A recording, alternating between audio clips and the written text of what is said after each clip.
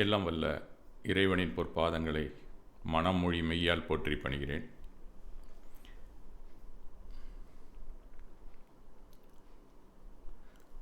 இன்றைய அதிகாலை பிரார்த்தனை வகுப்பிலே கலந்து கொள்ளும் பங்களிப்பாளர்கள், பார்வையாளர்கள் மற்றும் நெறியாளர் தொடர் தொகுப்பாளர்கள் அனைவருக்கும் எனது வணக்கத்தை தெரிவித்துக் கொள்கிறேன்.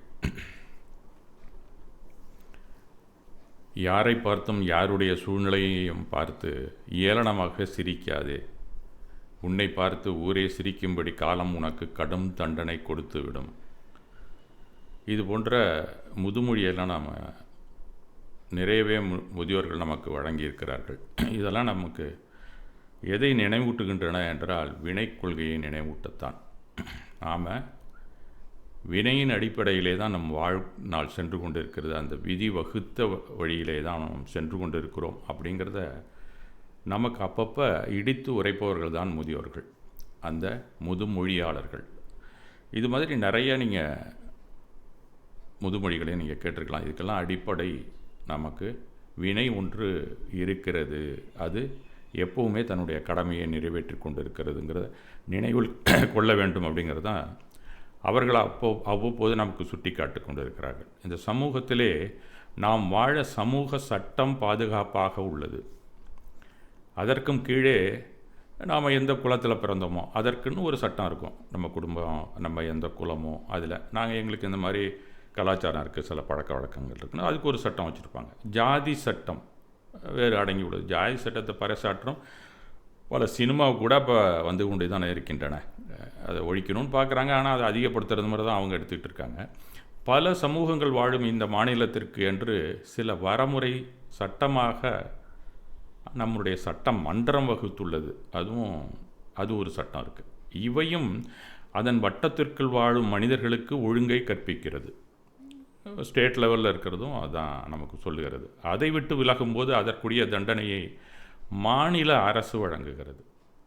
அதுக்குள்ளே நீங்கள் அதை ஒத்து விதி மீறல் அப்படின்னு சொன்னால் அதுக்கு ஒரு தண்டனை நமக்கு கொடுக்குது. அதை நீங்கள் கண்டுபிடிச்சா காசு கொடுத்தா கூட தப்பிக்கலாம். அந்த மாதிரி தான் அந்த தண்டனை கூட இருக்கிறது. அதுபோல் பல மாநிலங்கள் அடங்கிய ஒரு நாட்டிற்கும் ஒரு சட்ட புத்தகம் உருவாக்கிய பாராளுமன்றம், மேலவை போன்றவை இந்த நாட்டிலே ஜனநாயக முறையில் கட்டமைக்கப்பட்டுள்ளதை அனைவரும் அறிவோம். இந்திய அரசாங்கம் அதன் வழியே சட்டம் இயற்றுகிறது. அந்த சட்டத்தில் சில வேளை திருத்தம் செய்தும் வெளிவிடுகிறது. அதை மீறுபவர்களை சட்டம் மற்றும் ஒழுங்குக்காக ஒரு தனியாக துறை, காவல்துறையை வைத்துள்ளது. அவர்கள் அந்த சட்டத்தை மீறுபவர்களை பிடித்து நீதித்துறையிலே கூண்டில் நிறுத்துகிறார்கள். அங்கே விசாரித்த நீதிமன்ற நீதி அரசர்கள் அவர்களுக்கு தண்டனையை வழங்குகிறார்கள். அதன் கட்டளைப்படி சட்டம் ஒழுங்குத்துறை அவர்களை தண்டனை காலம் முடியும் வரை சிறையில் அடைத்து தனிமைப்படுத்தி பின்னர் விடுதலை அளிக்கிறார்கள். இது நடைமுறை. இதுதான் நம்ம டெமோக்ரஸி அப்படிங்கிற இந்த இந்தியாவில் இத்தனை சட்டங்களும் நாம் மீடியாவில் பார்த்து கொண்டு தான் இருக்கிறோம். இன்றைக்கி நீங்கள் நியூஸ் சேனலை ஓப்பன் பண்ணிங்கன்னா இது எல்லா சட்டமும் அதுக்குள்ளே வர்றது மாதிரி அன்னைக்குள்ளே ஒரு நியூஸ் வந்திருக்கும் உங்களுக்கு. இதுபோல் ஒவ்வொரு நாட்டிற்கும், ஏன் உலகத்திற்குமே ஒரு பொதுவான சட்டம் உள்ளது. அதற்கான நீதிமன்றம் நெதர்லாண்டில் இருக்குது. இன்டர்நேஷ்னல் கோர்ட் அப்படிங்கிறது நெதர்லாண்டில் இருக்குது. அங்கும் அவங்க ஒரு உலக அளவிலே சில வழிமுறைகள் வச்சுருக்காங்க. நாம் இப்போ வெளிநாட்டுக்கு போயிருந்தோம்னா, அதை கிராஸ் பார்டர் பண்ணோம்னா, லைன் ஆஃப் கண்ட்ரோலை மாறினோம்னா இதுக்கெல்லாமும் ஒரு நீதி வழங்கி கொண்டு இருக்கிறார்கள். அதுவும் நீங்கள் பேப்பர்லலாம் படிக்கலாம். இதுபோக மனிதர்களை மேற்பார்வையிட வேறு சில சட்டங்களும் இருக்கின்றன. அது நவகிரக சட்டம் அப்படின்னு ஒன்று இருக்குது. அது ஜோதிடர்கள் கூறுவார்கள். அதை மீறினால் தண்டனை கிடைக்கும் என்கிறார்கள் அவர்கள். அதற்கான பரிகாரத்தை செய்து தப்பித்து கொள்ளுங்கள் என்று சில வழிமுறைகளையும் அளித்து அவர்களும் பிழைப்பை நடத்துவதோடு நம்மையும் விடுதலை செய்து விடுவதாக கூறும் கலையை கற்றுக்கொண்டிருக்கிறார்கள். பலரும் நம்பத்தான் செய்கிறார்கள். நம்பியவர்களை நம்பிக்கை ஒருபோதும் ஏமாற்றுவதில்லையே. அந்த அடிப்படையில் அந்த சட்டம் ஒன்று இயங்கி கொண்டிருக்கிறது. அடுத்ததாக பஞ்சபூத சட்டம் ஒன்று உள்ளது. இப்படி ஒவ்வொரு மதத்திற்கும் தனித்தனி சட்டங்கள் உள்ளன. அதை வகுத்த மனிதர்கள் அதற்குரிய கடவுள் தண்டிப்பதாக சொல்லி அச்சுறுத்தி நல்வழிப்படுத்தியும் வருகிறார்கள். அப்படிங்கிறது தான் உள்ளார்ந்த அர்த்தம். அத்தனை சட்டமும் எல்லாரையுமே ஒரு நல்வழிப்படுத்தணுங்கிற முறையில் உருவாக்கப்பட்டது தான். ஆனால் தந்திரமாக சிலர் தப்பித்து கொள்கிறார்களே அப்படிங்கிறது அது விதி மீறல், அது விதி விலக்கு.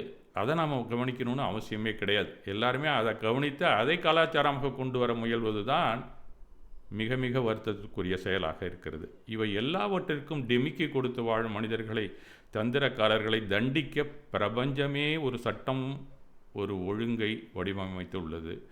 அதை அறிந்த துறவு நிலையை முழுவதுமாய் கடந்த ஞானியர் துல்லியமாக நமக்கு தெரிவித்த கூறுகள் தான் இந்த வினை மற்றும் வினை கொள்கை. இந்த சட்டத்திலேருந்து நீ மீற முடியாதுப்பா, எல்லா சட்டத்திலேருந்து நீ தந்திரமாக மீண்டு விடலாம். ஏன்னா உள்ளே நடக்கிற எண்ணத்தை பற்றி தெரியாது. எந்த உணர்விலிருந்து எந்த எண்ணம் வந்ததுங்கிறது இத்தனை சட்டமும் இந்த வினை கொள்கையை தவிர வேறு எந்த சட்டத்திற்கும் அந்த வலிமை இல்லை. சொல் செயலை வைத்து தான் உனக்கு தண்டனையே கொடுக்குறான். வெளியில் புற செயல்பாடுகளை வைத்து தான் நமக்கு தண்டனை வழங்கப்படுகிறது. இல்லை, உங்களுக்கு பாராட்டும் கிடைக்கிறது. இது இல்லை, இதுக்கெல்லாம் பின்னாடி ஒரு ரூட் லெவல் இருக்குது அப்படிங்கிறத நமக்கு தெரியப்படுத்துவது தான் இந்த வினை கொள்கை. அந்த அடிப்படையிலே நாம் வினை கொள்கையை பார்க்க வேண்டும். அதற்கான கோட்பாடுகளை பல ஞானியரும் அவரவர் காட்சி பிரமாணத்தின் அளவீட்டின்படி நமக்கு வழங்கியுள்ளார்கள். இது காட்சி பிரமாணம்னா உங்களுக்கெல்லாம் தெரியும் என்னென்ன பிரமாணங்கள் இருக்கின்றன. இந்த காட்சி பிரமாணம், அனுபவ பிரமாணம் இருக்குது. அதுக்கப்புறம் அது சுரத பிரமாணமாக வரும்.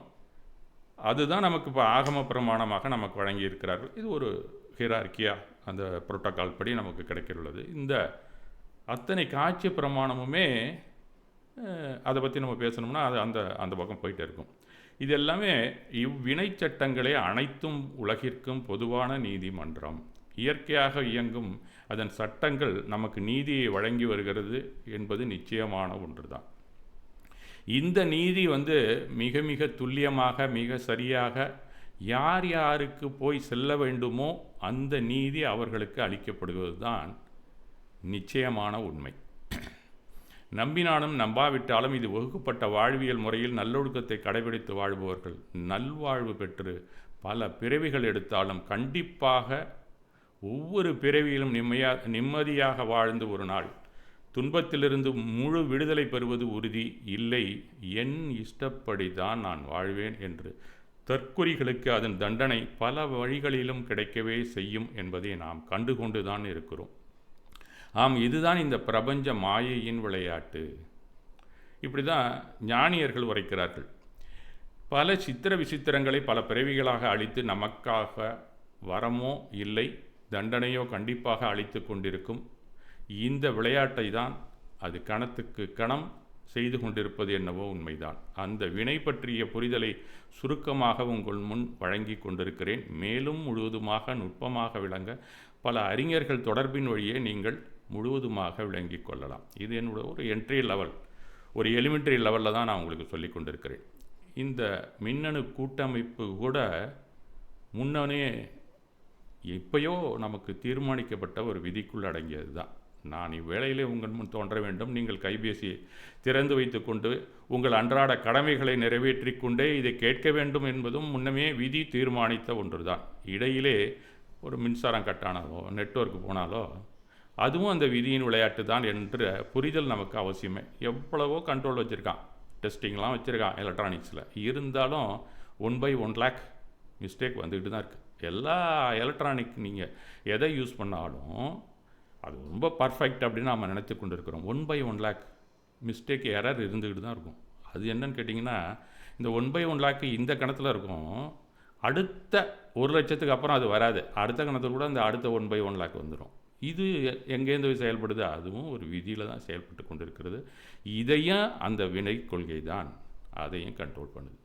இந்த உலகத்திலே நாம் பிறந்த கணத்திலிருந்து இந்த கணம் வரை எந்த வகையான பெற்றோர்கள், குடும்பம், வீடு, நண்பர்கள், நாம் செய்த விஷயங்கள், செய்யாத விஷயங்கள், இவை எல்லாமே நம்மீது தாக்கத்தை ஏற்படுத்தி கொண்டே இருக்கின்றன.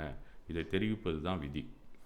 நாம் சிந்திக்கும் விதம், எந்த விதத்தில் வாழ்வை உணர்கிறோம், புரிந்து கொள்கிறோம் என்பதெல்லாம் நாம் நமக்குள் எந்த விதமான பதிவுகளை சேமித்து வைத்துள்ளோமே அந்த விதமாகவே உள்ளோம். தற்போதைய அனுபவத்தில் குறைந்தபட்சம் நாம் பிறந்த கணக்கிலிருந்து இன்று வரை எந்த வகையான பெற்றோர்கள், குடும்பம், பெற்ற கல்வி, எந்த விதமான மதம், சமூக பின்புலங்கள், எல்லா விதமான கலாச்சார யதார்த்தங்கள், அந்த அனைத்து பதிவுகளுமே உள்ளே இருக்கின்றன. இதைத்தான் இந்த வினை கொள்கை கூட கூறிக்கொண்டிருக்கிறது. நமது ஒவ்வொரு எண்ணம், உணர்ச்சி, செயல் எல்லாமே நமக்குள் வைத்திருக்கும் கடந்த கால பதிவுகளிலிருந்தே வருகின்றன. வாழ்வின் கடந்த கால பதிவுகள் நாம் பிறந்த கணத்திற்கும் அதற்கும் முன்னால் கடந்து செல்கிறது, பல முற்பிறவிகள் வரை என்பதுதான் இந்த வினை கோட்பாடு நமக்கு தெரிவிக்கிறது.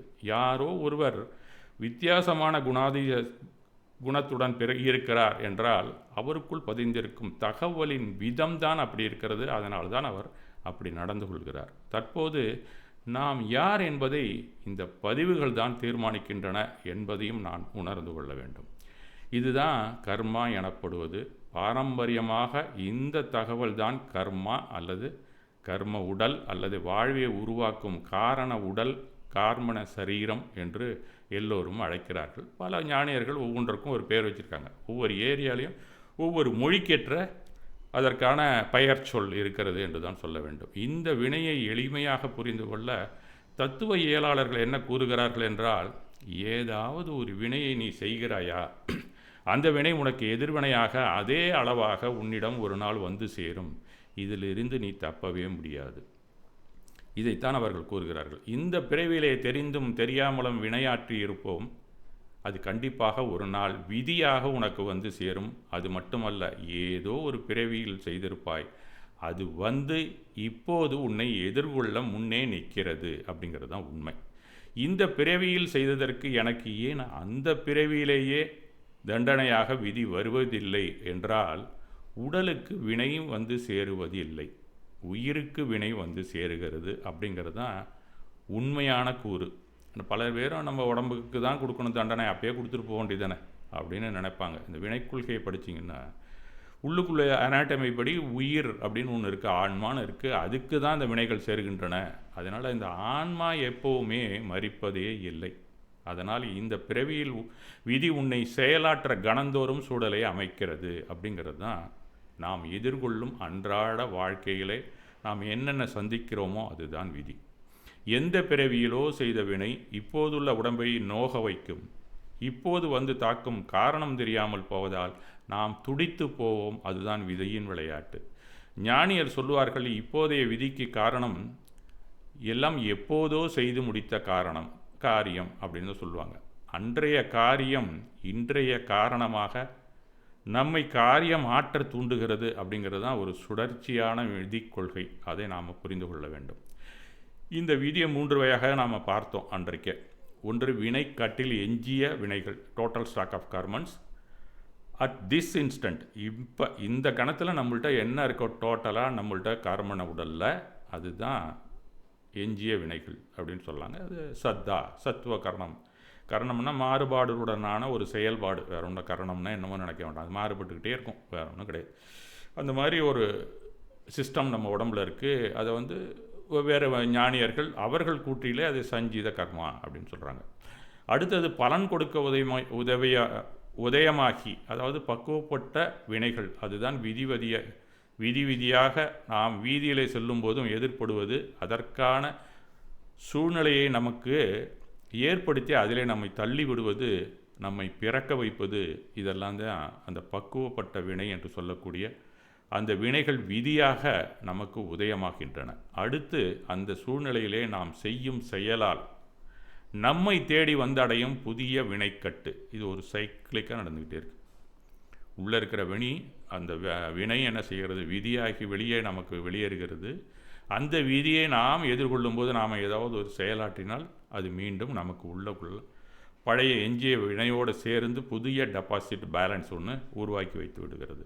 இந்த வினை கொள்கையினுடைய அடிப்படை இதுவரை நாம் அப்படி தான் பார்த்தோம். ஆக விதியும் பக்குவப்பட்டால்தான் ஆன்மாவை வந்து சேரும், நமக்கு விதியாக மாறும் அப்படிங்கிற உண்மையையும் நாம் தெரிந்து கொள்ள வேண்டும். எல்லா விதியும் எல்லா நேரத்துலையும் கண் விழிக்காது. இது எல்லாமே அதுக்குன்னு ஒரு கால அவகாசம் இருக்குது. அன்றைக்கு தான் அது பழமாகும். அப்போ பழுத்த வினைகள் தான் நமக்கு பலனை கொடுக்கும். அது பலன் நல்லதாகவும் இருக்கலாம், கெட்டதாகவும் இருக்கலாம். அது நாம் காரியம் ஆற்றுக்கிறோம்ல இந்த உலகத்தில், அதுதான் அதை நிர்ணயம் செய்கிறது. வீட்டிலே சும்மா தான் உட்காந்துருப்போம், திடீரென செய்தி வரும், உடனே கிளம்பி வாப்பா அப்படின்னு நமக்கு செல்ஃபோனில் கூப்பிடுவான். அதுவும் ஒரு விதி தான். நம்ம பாட்டு ஹாயாக உட்காந்துருப்போம், திடீர்னு ஃபோன் வரும். பக்குவப்பட்ட வினையின் உதயம் துவங்கி விட்டது என்று அர்த்தம். ஏதோ ஒரு சூழ்நிலைக்கு நம்ம அழைக்கிறது. அன்றாட செயல்பாட்டிலிருந்து புதிதாக ஒரு செயல்பாட்டுக்கு நம்மை அழைக்கிறது.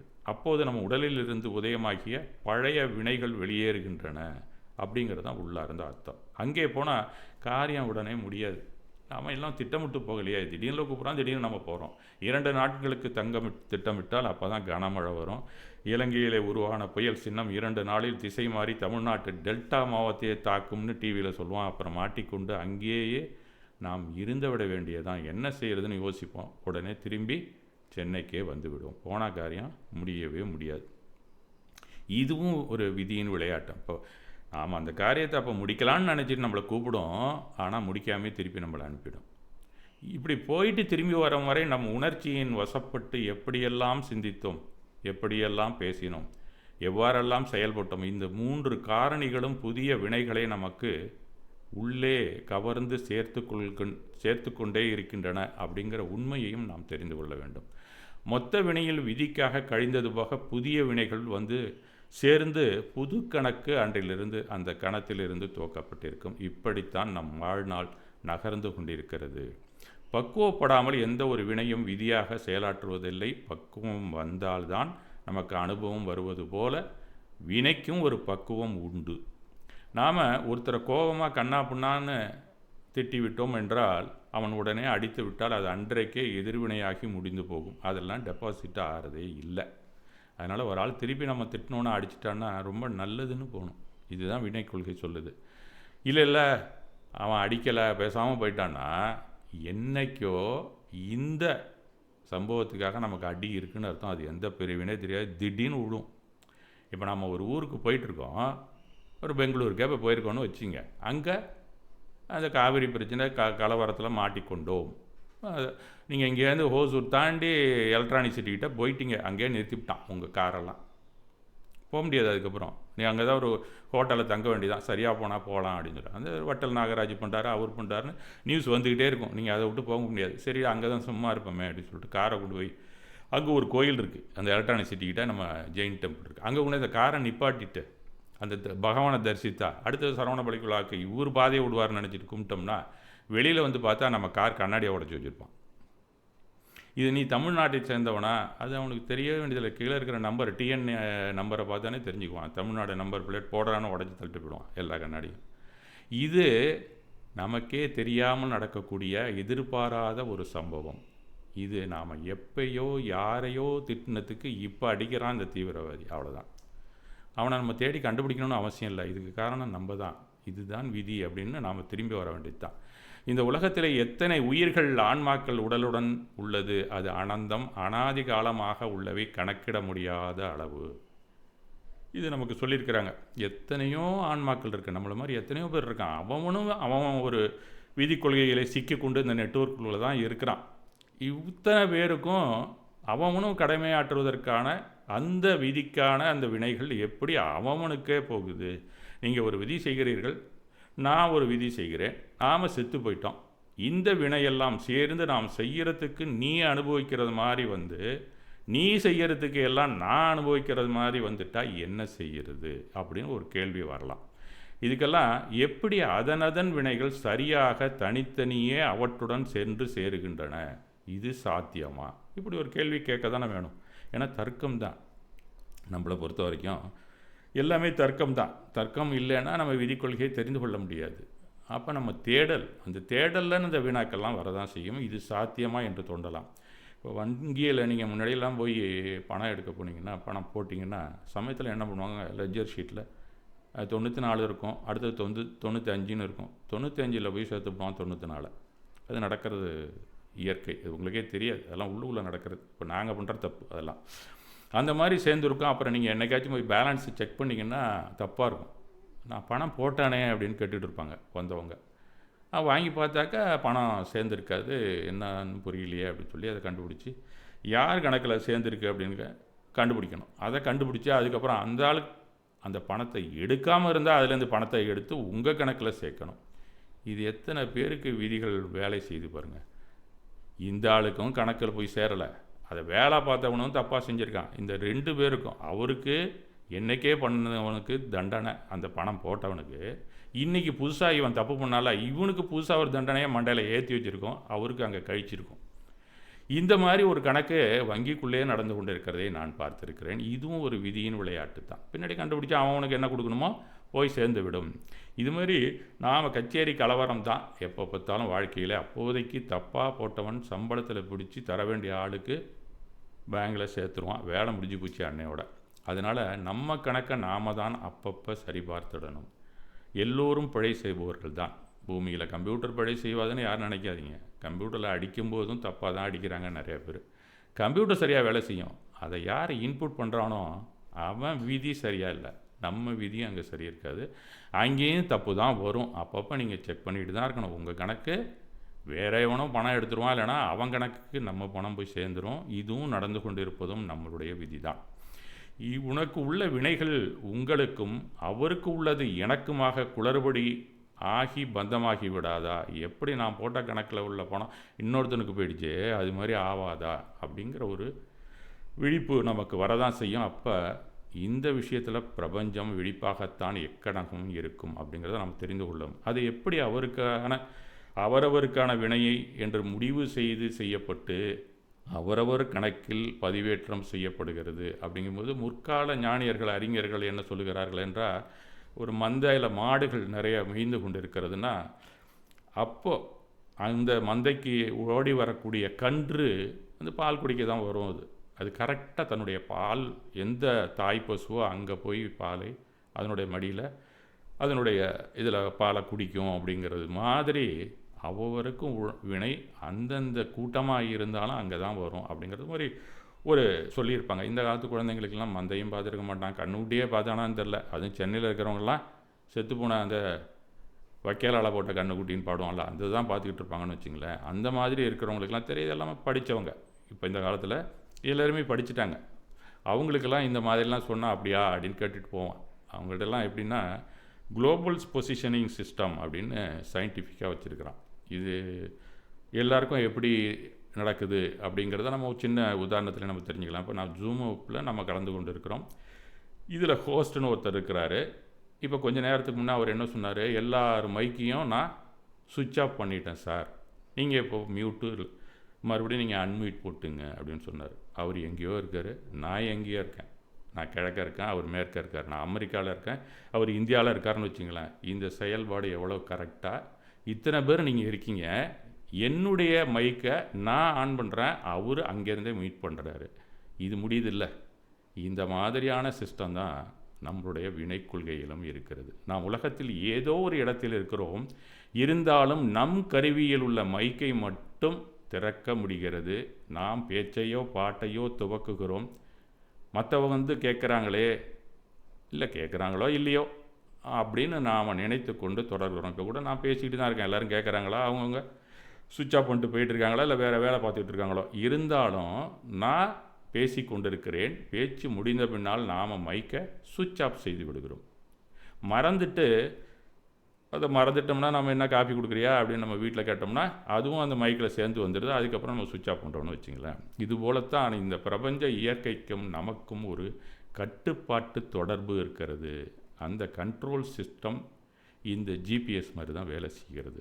குளோபல் பொசிஷனிங் சிஸ்டம் அப்படின்னு ஒன்று எல்லா இன்ஸ்ட்ருமெண்ட்லேயும் வச்சுருக்கான். இப்போ கைபேசியை நாம் எடுத்துட்டால் கூட அதுலேயுமே இந்த ஜிபிஎஸ் சிஸ்டம் இருக்குது.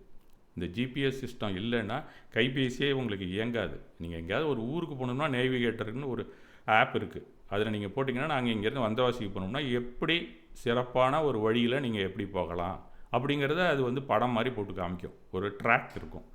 அதில் நீங்கள் காராக ஓட்டிகிட்டு போகிறீங்களோ, நடந்து போகிறீங்களோ, பைக்கில் போகணும், நடந்து போகணுன்னு சொன்னால் சின்ன எது குட்டி குட்டி வழியெல்லாம் எது ஷார்ட்கட்டில் அதை காமிக்கும், சந்து பந்தெல்லாம் காட்டணும். நீங்கள் காரில் போனால் கொஞ்சம் அகலமான ரோட்டை கரெக்டாக காட்டும். அப்போ நீங்கள் மார்க்கத்தை தேர்வு செய்வதற்கு தகுந்தாப்புல போகும் இடத்தையும் அது காட்டும். அந்த மாதிரி ஒரு ஆப் நம்ம செல்லுலேயே இருக்குது. இதெல்லாம் நாம் கையில் வச்சுருக்கிறது ஆக்சுவலாக செல்ஃபோன் இல்லை, ஸ்மார்ட் ஃபோன் சொல்லக்கூடிய ஒரு கம்ப்யூட்டர் தான் அது. நாம் அது செல்ஃபோன்னு பழைய காலத்து பேரை சொல்லிட்டு இருக்கோம். அந்த பட்டனை வச்சு அமுக்கிட்டு இருந்தோம்ல, அந்த செல்லையை நம்ம யூஸ் பண்ணல. அந்த செல்லை இதுக்குள்ளே வச்சு கொடுத்துட்டான் ஒரு கம்ப்யூட்டரில். இதுக்கு போகிற ஸ்மார்ட் டிவைஸ். இது ஸ்மார்ட் டிவைஸ்னு சொல்லணும், அதை ஸ்மார்ட் ஃபோன்னு நம்ம சொல்லிகிட்டு இருக்கோம். அந்த மாதிரி இருக்கக்கூடிய இந்த கம்ப்யூட்டரில் இருக்கக்கூடிய அந்த ஜிபிஎஸ் சிஸ்டம் நம்மளை வந்து எங்கே போய் சேரணுமோ அந்த இடத்துக்கு இருக்கக்கூடிய அந்த புள்ளியை நமக்கு காட்டி கொண்டே இருக்கும். நீங்கள் போனீங்கன்னா அந்த இடத்துக்கிட்ட போயிட்டீங்கன்னா ஏதோ ஒரு சரியில்லை, வந்தவாசிக்குள்ளே போக முடியலன்னா நேராக நீங்கள் திண்டிவனத்துக்கு மாறி போயிட்டீங்கன்னா, இல்லை போக முடியலன்னா திருப்பி அது என்ன பண்ணும், திண்டிவனத்துலேருந்து நீ எப்படி வந்தவாசிக்கு வர்றதுன்னும் அது காமிக்கும். அப்போலேருந்து உன்னை ஒரு மண்டையில் அடித்து அறிவு கட்டவனே ஏன்டா தாண்டி போகிறேன்னு கேட்கவே கேட்காது, திருப்பியும் கொண்டு வந்து சேர்க்கும். இந்த மாதிரி தான் வினை கொள்கையும். நீ தவறான வழியில் போனாலும் அங்கேருந்து சுற்றி உன்னை விடுதலைக்கு தான் கொண்டாந்து விடும், நேராக போனாலும் அதே மோட்ச பிரதேசத்துக்கு உன்னை வழிவகுக்கும். இந்த 2 வேலையும் தான் அந்த வினையும் வினை கொள்கையுமே நமக்கு செய்த, அதே நமக்கு தெரியல. இந்த ஜிபிஎஸ் மாதிரி தான் வினை நமக்கு வந்து சேருகிறது. அது நம்மளை நீ விடுதலை அடையிறதுக்கான துன்பத்தை தான் கொடுத்து கொண்டிருக்கிறது. நீ அதை மேலே மேலே துன்பத்தை செஞ்சு நீ திண்டிவனத்துக்கு போனாலும் உன்னை கேட்குறதில்ல, அங்கேருந்து நீ எப்படா வந்தவாசிக்கு வரலாம் அப்படிங்கிறதையும் நமக்கு காட்டி கொண்டிருக்கக்கூடிய ஒரு ஜிபிஎஸ் சிஸ்டம் தான் இந்த வினை கொள்கை. அதை நாம் புரிந்து கொள்ள வேண்டும். இதெல்லாம் எப்படி வேலை செய்யுது செல்லில் அப்படின்னு கேட்டிங்கன்னா, அதுக்கும் ஒரு சின்ன விஷயங்கள்லாம் அதில் வச்சுருக்கிறாங்க. அந்த ஜிபிஎஸ் சிஸ்டம்லாம் எப்படி வேலை செய்யுன்னு சொன்னால், நீங்கள் ஒரு மொபைல் ஃபோன் வாங்கினீங்கன்னு சொன்னால் அந்த மொபைல் ஃபோனில் அந்த ஜிபிஎஸ் சிஸ்டம் வேலை செய்யறதுக்கான ஒரு ஐடென்டிட்டி நம்பர் இருக்குது. அந்த ஐடென்டிட்டி நம்பருக்கு பேர் மொபைல் எக்யூப்மெண்ட் ஐடென்டிட்டி நம்பர்னு பேர். அது இன்டர்நேஷ்னல் லெவலில் ஒன்றும் வச்சுருக்கான். அதனால் அதுக்கு இன்டர்நேஷ்னல் மொபைல் எக்யூப்மெண்ட் ஐடென்டிட்டி நம்பர்னு பேர், IMEI அப்படின்னு ஒரு நம்பர் கொடுத்துருப்பான். அது 15 இலக்கம் இருக்கும் டிஜிட்ஸில். அதை உங்களுடைய சிம் ஸ்லாட்டில் வச்சுருக்கான். அதில் நீங்கள் உங்கள் சிம்மை போட்டு நீங்கள் பேசிக்கிறீங்க, அது ஜிபிஎஸ் சிஸ்டமாகவும் வேலை செய்யுது. அந்த IMEI உலகத்திலேயே இந்த 15 டிஜிட் எண் உங்கள் செல்ஃபோனுக்கு உங்கள்கிட்ட மட்டும்தான் இருக்கும், வேறு யாருக்கிட்டையும் இருக்காது. நீங்கள் எங்கேயும் இந்த நம்பரை நீங்கள் பார்க்க முடியாது. இதை தயாரிப்பாளனுக்கே அவன் கொடுத்துருவான். அந்த சிம் கார்டை நீங்கள் அந்த 15 டிஜிட்டில் தூக்கி போட்டு அமுக்கும்போது அது நேராக அந்த IMEI ஸ்லாட்டுக்கு வரும். அதன் பிறகு உங்களுடைய நம்பரை உங்களை கூப்பிடும். அது இந்த ஜிபிஎஸ் சிஸ்டம் தான் நாம் பேசி கொண்டிருக்கக்கூடிய மொபைல் கம்யூனிகேஷன்.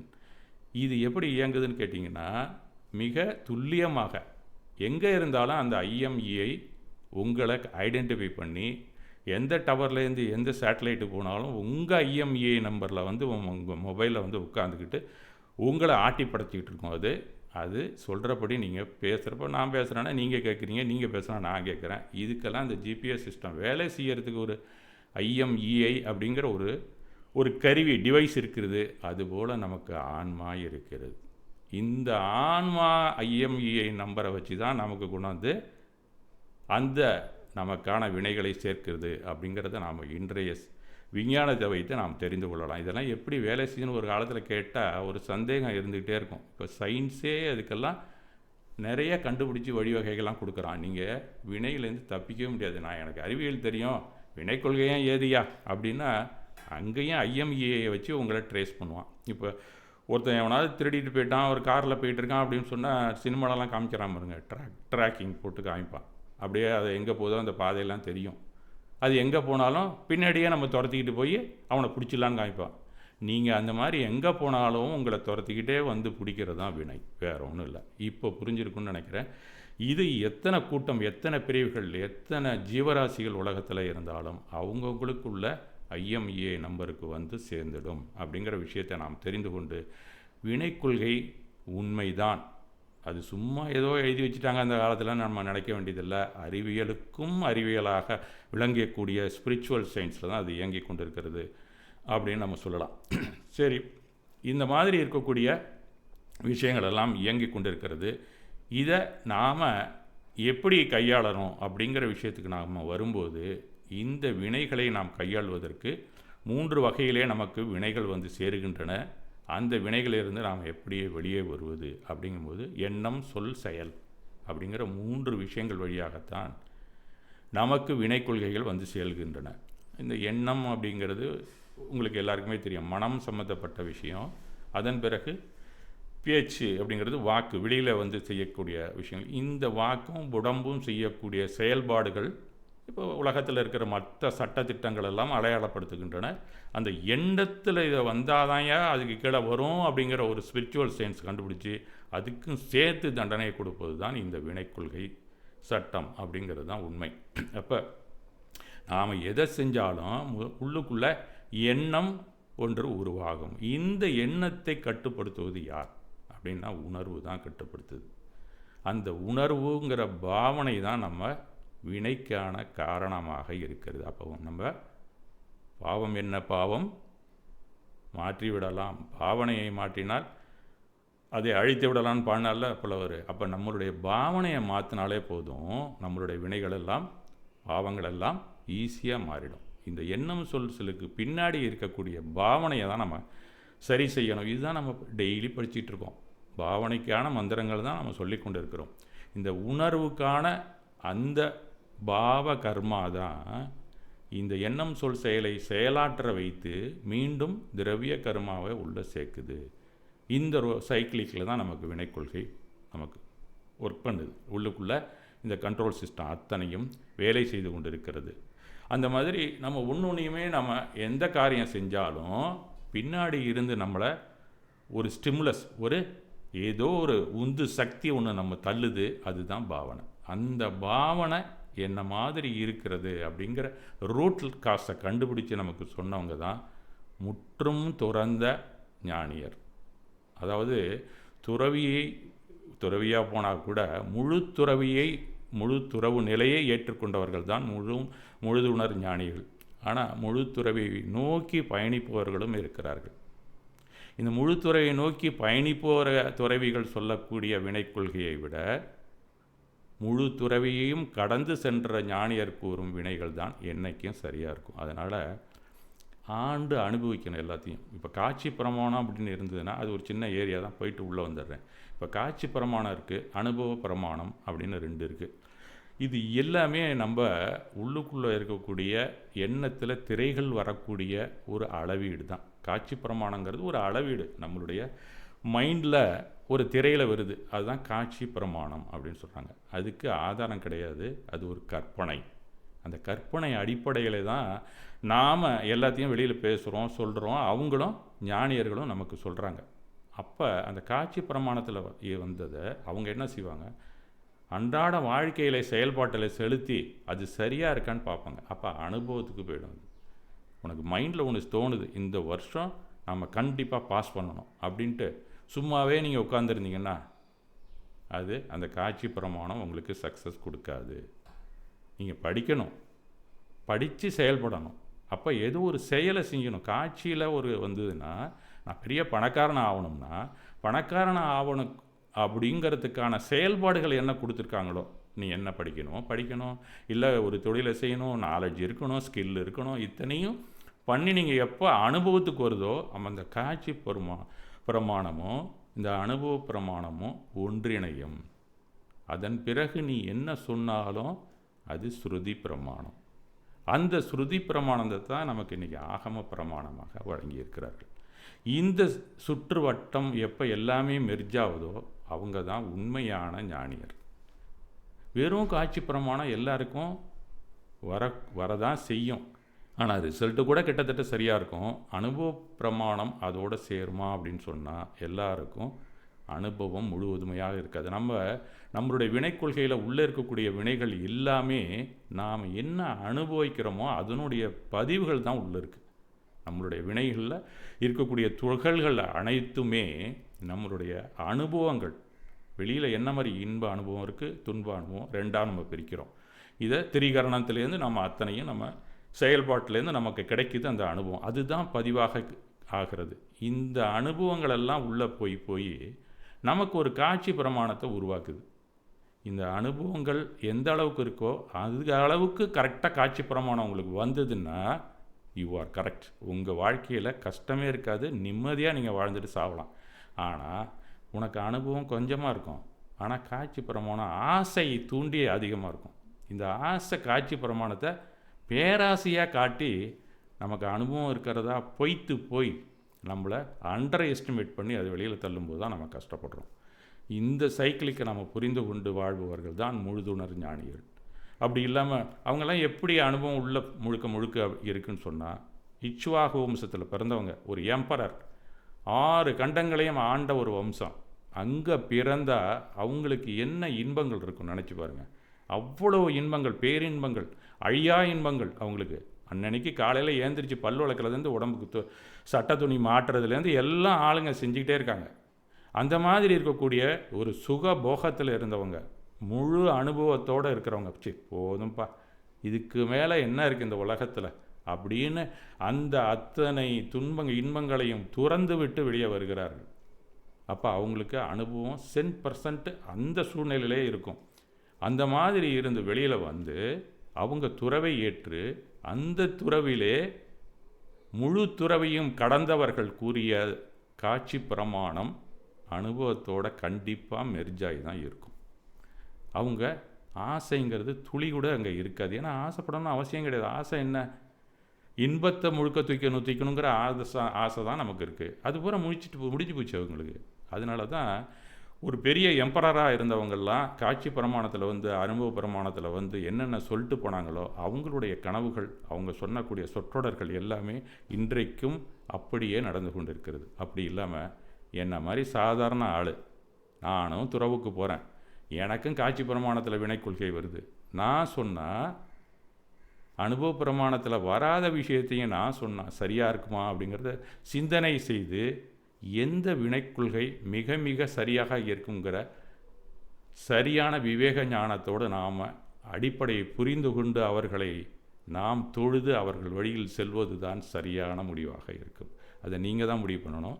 எந்த வினைக்கொள்கை உங்களுக்கு சரியாக இருக்கும், யார் சொன்னது உங்களுக்கு சரியாக இருக்கும் அப்படிங்கிற இந்த அடிப்படையில் நீங்கள் தேர்வு செய்தால் நம்ம பகவான் சொன்னது மிக மிக சரியாக இருக்கும், புத்தர் சொன்னது சரியாக இருக்கும். இந்த மாதிரி யாரெல்லாம் முழுவதுமாக ஆண்டு அனுபவித்து துறவை நிலையை முழுவதுமாக கடந்தவர்கள், துறவு மலையை முழுவதுமாக கடக்கிறது அவ்வளோ விஷயம் சாதாரணமாக. இப்போல்லாம் போன துறவுக்கு போனவங்களாம் இருக்காங்களா என்ன?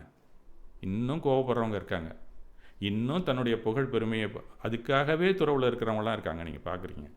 அந்த மாதிரி துறவிகள் சொல்லக்கூடிய காட்சி பிரமாணம் சரியாக இருக்குமா, இந்த துறவிகள் சொன்னது சரியாக இருக்குமாங்கிற திங்கிங்கோடு நாம் எடுத்துக்கொண்டு இந்த வினைக்கொள்கையை நாம் அதன் அடிப்படையிலே கடக்க வேண்டும். அப்படிங்கும்போது இது போல் பல விஷயங்கள் இருக்குது, நான் இன்னும் நிறையா சொல்ல வேண்டியது இருக்குது. இன்றைக்கு இதோடு நம்ம முடித்துக்கொள்ளலாம். மீண்டும் அடுத்து நம்ம இந்த அனுபவ பிரமாணத்திலே வந்து நமக்காக வினையை எப்படி கழிப்பது அப்படின்னு சொல்லியிருக்கிறார்ல பகவான், இல்லை புத்தர், யார் சொன்னாங்களோ அந்த அடிப்படையிலே நாம் நாளையிலேருந்து வினையை விளக்கும் வழியை நாம் பார்க்கலாம் என்று கூறிக்கொண்டு இன்றைய உரையை முடித்துக்கொள்கிறேன். மிக்க நன்றி.